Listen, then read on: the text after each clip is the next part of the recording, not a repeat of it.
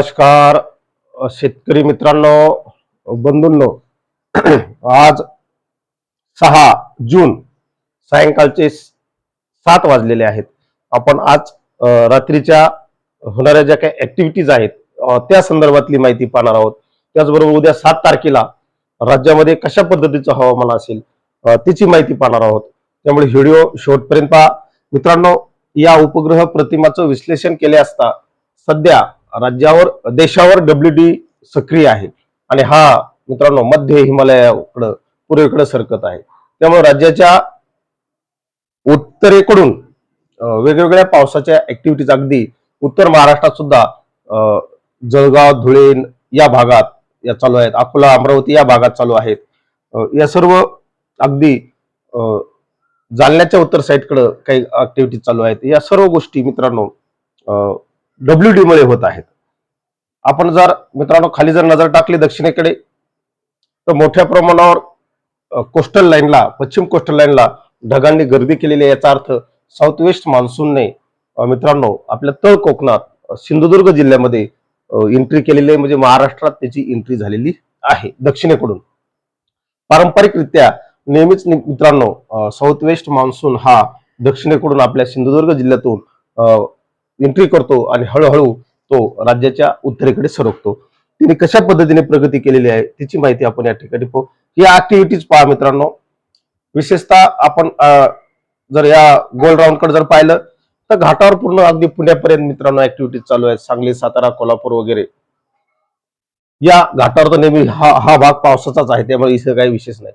परंतु माझ्या मराठवाड्यात हा जो माझा मराठवाड्याचा जो भाग आहे यामध्ये नांदेड, परभणी, हिंगोली, जालना, छत्रपती संभाजीनगरच्या अगदी उत्तर साईड कन्नड साईडकडे काही घाटावर त्या ऍक्टिव्हिटी चालू आहेत. परंतु मित्रांनो जालना जिल्ह्यात जर विचार केला तर जालना जिल्ह्यामध्ये विशेषतः परतूर, मंठा, परभणीमधील मानवत, परभणी, सेलू, पाथरी या भागात पावसाच्या ऍक्टिव्हिटीज रात्री होतील किंवा सध्या लाईव्ह त्या चालू आहेत. ही शक्यता मित्रांनो 100% आहे. हा पाऊस जालना जिल्ह्याच्या मित्रांनो पूर्व भागाकडे असेल. यामध्ये प्रामुख्याने जालना जिल्ह्यातील घनसंगी तालुका, कुंभार-पिंपळगाव, आष्टी, परतूर, मंठा, तीर्थपुरी या भागापर्यंत हा पाऊस येऊ शकतो. तसंच मित्रांनो इकडे माजलगाव वगैरे साईडकडे सुद्धा हा पाऊस पडू शकतो. या सर्व गोष्टी सध्या लाईव्ह आहेत. खाली जर आपण गेलो दक्षिणेकडे तर मित्रांनो लातूरच्या अगदी दक्षिण साईड कर्नाटक बॉर्डरला, कलबुर्गी बॉर्डरला पावसाच्या हलक्या ऍक्टिव्हिटीज आहेत, फार काही ऍक्टिव्हिटीज नाहीत. या सर्व पार्श्वभूमीवर आपल्या साऊथ वेस्ट मान्सूनने कशी प्रगती केली ती आपण पाहू. आज अतिशय जबरदस्तीने मी कालच सकाळच्याच व्हिडिओमध्ये सांगितलं तो कुठल्या क्षणी महाराष्ट्रात प्रवेश करू शकतो. मित्रांनो या ठिकाणी 20° अक्षव्रत आहे.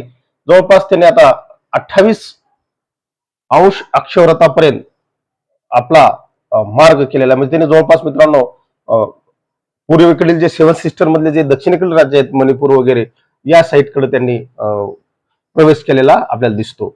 आणि जवळपास मित्रांनो 75% बे ऑफ बी म्हणजे बंगालचा उपसागर त्याने व्यापलेला आहे. त्यानंतर इकडं संपूर्ण तामिळनाडू, केरळ, कर्नाटकचा इंटरनल कर्नाटक ज्याला आपण उत्तर कर्नाटकचा भाग अद्यापही मान्सूनच्या प्रतीक्षेत आहे. परंतु जवळपास दक्षिण कर्नाटकचा कोस्टल कर्नाटक संपूर्णपणे व्यापून टाकलेल्या अगदी उडपी वगैरे या भागात गोवा आणि सिंधुदुर्ग पर्यंत विविध प्रगती केलेली आपल्याला महाराष्ट्रात दिसते. या ठिकाणी जर आपण पाहिलं तर 18° अक्षव्रताच्या दरम्यान हा इथे या ठिकाणी पोहोचलेला आहे. जवळपास मित्रांनो पश्चिम अरेबियन सी त्याने संपूर्ण कव्हर केलेला आहे. लक्षद्वीप बेट समूह कव्हर केलेला आहे. महाराष्ट्रात सुद्धा तो लवकरच येत आहे. मित्रांनो दक्षिणेकडे जर आपण विचार केला महाराष्ट्राच्या तर या साईडकडे महाराष्ट्राच्या तो अगदी 10-12 तारखेपर्यंत येत आहे. त्यामुळे कुठेही यात शंका नाही. हे सर्व पाहता मित्रांनो पुढील 8 दिवसामध्ये कसं हवामान असेल राज्यात, देशात, इकडे आपल्याला घाटावर ऍक्टिव्हिटी दिसत आहेत. या कोपऱ्यात मित्रांनो थोडस साऊथ वेस्ट मान्सून येण्यासाठी थोडस वेळच लागण्याची शक्यता आहे. बीड आहे, जालना आहे, नागपूर वगैरे या साईडकडे सुद्धा त्याच्या ऍक्टिव्हिटीज आपल्याला दिसतील. फारशा नाही. परंतु दक्षिणेकडे, राज्याच्या दक्षिणेकडे आपल्याला जबरदस्त ऍक्टिव्हिटीज या दिसत आहेत आणि त्या राहणार आहेत. दक्षिणमध्ये यामध्ये साधारणतः लातूर, धाराशिव, सोलापूर, पंढरपूर, संपूर्ण भागाला सातारा, सांगली, कोल्हापूर, जत या पट्ट्यात हा पाऊस राहणार आहे. अगदी मित्रांनो इकडे जर आपण गेलो पूर्व विदर्भात सुद्धा याच्या फारशा ऍक्टिव्हिटीज आपल्याला सध्या दिसत नाहीत. परंतु हा जो भाग आहे आपण ज्याला आपण काल सातत्याने म्हटलं नंदुरबार, धुळे, जळगाव याचा काही भाग, या भागावर सध्या साऊथ वेस्ट मान्सूनचा शिरकाव व्हायला वेळ लागणार, परंतु उत्तरेकडल्या ऍक्टिव्हिटीज डब्ल्यूडीच्या या भागात चालू आहेत. त्यामुळे मित्रांनो ज्या ठिकाणी गारपीट होते त्या ठिकाणचं जो आपण जर पाहिलं तर त्या ठिकाणी त्या डब्ल्यूडीच्या ऍक्टिव्हिटीज असतात असं त्यातून सिद्ध होतं. हे सर्व पाहता वेगवेगळे मॉडेल काय दाखवत आहेत. हे GFS चं मॉडेल आहे. उद्या 7 आणि 8 तारखेचा अंदाज या मॉडेलचा काय सांगतो आपण पाहू.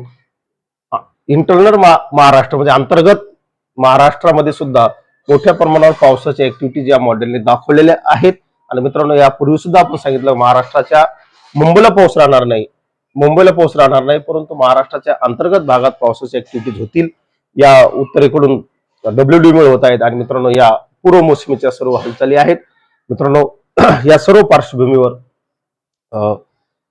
आपण पेरणीची कुठेही घाई करू नये, कारण अद्याप मोसमी पाऊस दाखल झालेला नाही. यासाठी वेळोवेळी सरकारकडून काय सूचना मिळत आहेत त्या सूचनाचं गांभीर्याने त्या सूचनावर लक्ष देऊन गांभीर्याने विचार करून आपले निर्णय घ्यावेत. पेरणीचा निर्णय मी तर कधीच देत नाही. शेतकरी हा माझ्या दृष्टीने शास्त्रज्ञ आहे. अशा रीतीने मित्रांनो संपूर्ण कोस्टल लाईन आपल्याला दिसते प्रभावित झालेली. इंटरनल महाराष्ट्रात, अंतर्गत महाराष्ट्रात, विशेषतः माझ्या मराठवाड्यात चांगला पाऊस पडो पूर्व मोसमीच्या, एवढंच या निमित्ताने सांगतो. थांबतो. जय हिंद, जय महाराष्ट्र.